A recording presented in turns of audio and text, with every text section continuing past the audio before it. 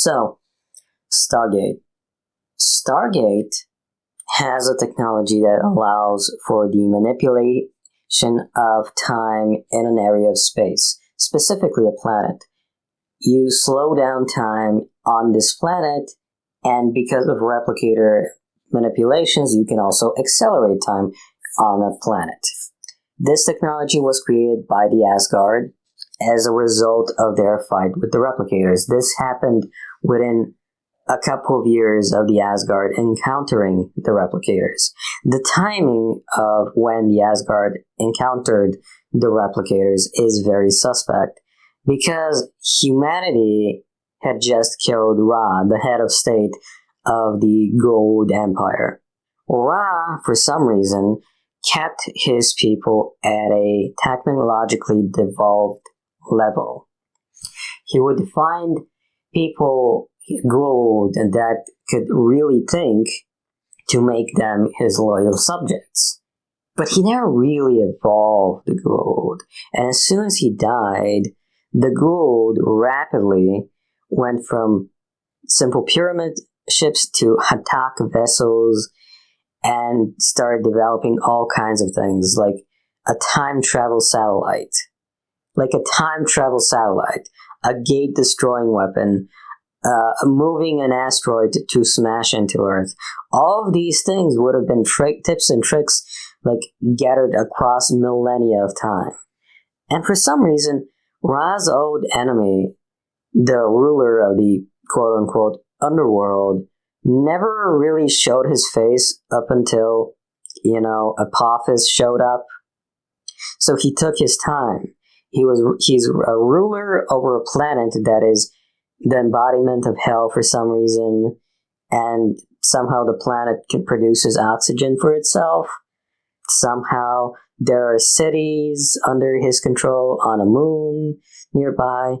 It's very strange, and you could assume that Sokar was in fact, Anubis or whatever. But fundamentally speaking, the fact that the gold were very, very, very limited, to me suggests that Ra either feared what was out there or was himself an ascended controlling a body pretending to be a gold. And the concept of worship just was the fuel source that gave him power. So Sokar and Ra could have both been ascended. Anubis, his vessel started to disintegrate really rapidly, and Sokar seemed to have a vessel that seemed to be malnourished or whatever, but we don't really know why that was. We don't know if it was Anubis's ascended presence in a space, or if Anubis's semi-corporeal form picked up radiation from low Earth orbit, and because it picked up radiation, his host vessel was being irradiated as he was controlling it. Ra, on the other hand, constantly, he had a sarcophagus at hand, and he was very, very, very sure of himself, and he, just took his time, just played around with an idea of humanity, turning humanity's weapon against them, instead of, sending out a serious weapon against humanity. It was very weird for Ra not to have a fleet of ships with him as he was visiting this planet full of hosts that seemed to be very desired by most gold. Now, personally, I think that the hosts on the desert planet from the first movie, where Jackson meets his wife and he stays around, I feel like those hosts were, in fact, descended from the Lanteans. The most Lantean DNA present in those people. So, arguably speaking, Shepard and that world would have been relatively close relatives. Of course, there's thousands of years of adapting to your environment, what skin makes you adapt best to your environment, blah, blah, blah. But here's the thing. Thanos is a Goa'uld who died a long, long time ago, researching Nakvadria, the most powerful weapon out there, the most powerful fuel source out there, right? And the people of his world were very, very highly developed. So they could have been genetically manipulated. And that was a thing that Shakti was interested in. So I'm ruminating about this thing. I'm ruminating. And I'm thinking, if the technological development of the Goa'uld was limited, and if we know that the Ori get their power from belief, and everything about Stargate universe tells me that the ship is researching something within the foundation of existence itself, something present everywhere, which obviously implies that it's the research that led to ascension. What is the most fair way for a people of a super advanced species to decide something? Well, obviously, the fundamental nature of reality could be programmed to work like a computer, and depending on a certain system, you get power, and once you reach a certain level of power, the more people believe in you, the more power you get. That's a very, very, very, very, very obvious way to gain power. You know, Ra, Anubis, power structures where humans believe in the gods. Now, humanity seems to be genetically similar to the ancients. The ancients would have transformed into a form that's similar to humanity, but they would have had a previous form, apparently. We only kind of hear about the idea that the ancients came from another galaxy originally, and we don't really get all that much information about it. So, my take is, since wormholes tend to lead to time travel, obviously the Atlanteans would have potentially been humans evolved one way from our planet, gone back in time by accident, rediscovering our planet, and shaping themselves into a facsimile of us.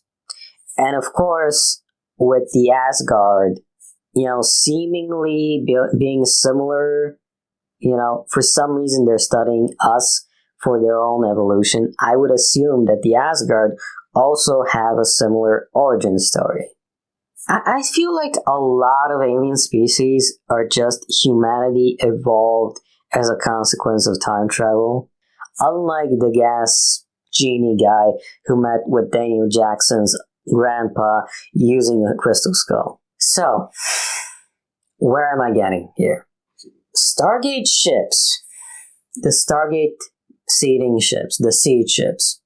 If you look at the seed ship that was discovered in Stargate universe, if you look at its design, it kind of looks like it started off as something different, and it built up machinery around itself, and it built up a mesh around itself, and it's gradually transforming into something else, or it's just building up infrastructure to store energy. Now, my feeling is that the seed ships, which are a lot smaller than Destiny, must be self-replicating somewhere. Like, you can't just, logically speaking, it doesn't make sense that they would survive so many galaxies at such a great distance. Logically speaking, I feel like the seed ships must have their own snowflake or other type of city ship, right? Now, the snowflake, the Atlantis city ship, seems to be designed to dock 6 ships. If you look at the design of the Stargates, it looks like there's every chevron looks like a ship. So 7 chevrons, 8 chevrons, 9 chevrons. Now, personally, I feel it would be great if the seed ships made their own hub shaped like a giant Stargate, like a supergate. but with extra material around it. And I feel like there should be a sum total of 26 ships around it. Well, 13 on 2 levels. This is because, from what I understand, the round table has 26 seats. So, 26 ships on a big circle, that's your shipyard, that's your docking hub. Your ships dock in, supply it with power, dock out, go out to fetch more power, and sometimes they return, or sometimes some other ship that's similar comes by and docks and supplies the thing with information. And I feel like the Destiny, as a ship in charge of that network, should be a great way to get that information. I think there should be multiple Destinies, right, across time, sent out across time, collecting data not just from space itself, but from these various hubs. And I feel like Eli should have, this experiment should have resulted in the ship ending up in one of those hubs by accident. And one of those hubs would then be subordinate to Destiny as a consequence. And from another Destiny, like, the information about Ascension would have come to the Lanteans, or maybe from Destiny itself, the information would have come to the Lanteans. And the Lanteans who first went to Destiny, because Destiny at some point went to Pegasus and kept on going, those ascended would have just, those ancient Lanteans would have just left Destiny, would have started developing Pegasus, would have started doing stuff, would have gone back using their own version of gate ships, and those Lanteans would have brought the information important to access the nature of reality, and that's how Ascension came to the Ancients, and the Ancients, having had figured out a way to access the fundamental information of the universe, that's an information war. So you get all these factions, but at some point, some of those factions would have gone after Destiny. Some of those partially ascended would have gone after Destiny, right? Some of those ancient Lanteans would have developed massively technologically, would have developed the world-building technology, hence the world that was artificially created, and just so happened to match human biological specs as something that can be survived, or something that can be survived for a large period of time. So the obelisks, to my mind, are the same space-time acceleration device type deal as the technology used by the Asgard, and humanity's enemies are actually ascended. Ancient Lantean ascended who want to get access to the ship. Or maybe there's the Furlings. Maybe the Furlings got into conflict with the Lanteans, created the gold, created the Wraith, created all kinds of bioweapons. There's an entire section of the Milky Way where, if you figure out the map, like, lots of biological stuff in that section of the galaxy, the Milky Way, in lore, in Stargate, SG-1. Lots of biological stuff going on there. I think the Furlings could be the world builders using pieced-together technology from the Atlantean ships, right? Because the Atlantean ships directly affect space-time. It's not hyperspace. Hyperspace is entering a different frequency of space. The Atlantean ships affect space-time, and using their fields that affect space-time, they get power directly from the sun. And using the same branch of technology, that's where the Stargates come from. So, because it's a completely different form of technology, blah blah blah, it's very special. But fundamentally, the world builders should already have something like the siege ships, should already have the ability to send ships to various different planets. Because, I mean, of course they should. They can build entire fucking worlds. Why wouldn't they? But if their technology is stolen, or alternatively, they're ascended and they're trying to get a specific type of technology because they couldn't commit the resources to get the information themselves, and they're specifically looking for the prize, the ancient source of information that led to the discovery, that led to ascension. So maybe the very, very, very first batch of the ascended specifically locked their species into specific rules. They charted out certain laws and specifically forced humanity and pseudo-humanity to obey those laws.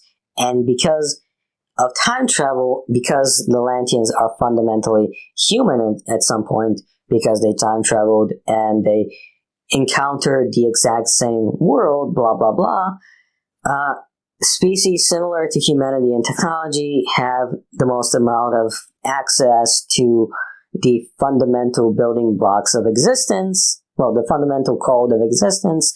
So therefore, creating worlds and eventually seeding worlds with replica humans or replica ancients is a very, very good way to get data on godhood, or to supply yourself with power as a semi-god. So you would be traveling at a lower speed, right? Because you want to build worlds so you can supply yourself with power. You can't just go from one galaxy to another without an army of followers. And if you're moving an army of followers, you need a world for those followers to inhabit. Alternatively, the world builders could just be a branch of the Ori. There's no real reason why the Ori would be limited to one singular galaxy. So the exact same logic of wanting the ancient prize that led to ascension would apply to the Ori. And since the Ori, I mean, they can make super gates, but we never see siege ships. We never see them bring up. We never see them get power out of stars. How much easier would their job be if they had just automated weapons to go star to star and just do stuff? No, they have biological weapons. They have this and this and this and that, right? So that's a whole bunch of stuff to consider. And that's me ruminating about Stargate.